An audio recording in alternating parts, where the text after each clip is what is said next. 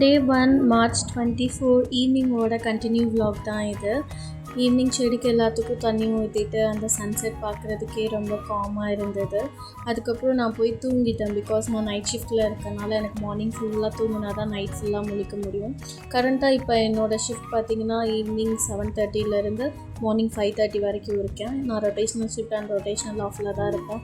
அப்புறம் லைட் போட்டுட்டு ஈவினிங் லைட்டாக ஸ்நாக்ஸ் ஏதாச்சும் ப்ரிப்பேர் பண்ணலான்ட்டு பாப்கார்ன் ப்ரிப்பேர் பண்ணியிருந்தேன். ஆக்சுவலாக எனக்கு அது அவ்வளோவா பிடிக்காது, பட் ஓகே வீட்டில் அதுதான் இருந்தது.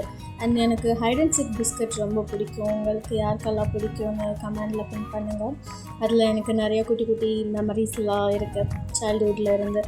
அண்ட் 7 o'clock லாகின் பண்ணிவிட்டு என்னோடய ஒர்க் ஸ்டார்ட் பண்ணிவிட்டேன். நான் தூங்குறதுக்கு மார்னிங் 5:30 ஆயிரும். நீங்கள் எல்லாம் தூங்குங்க. Good night, sweet dreams. Tata.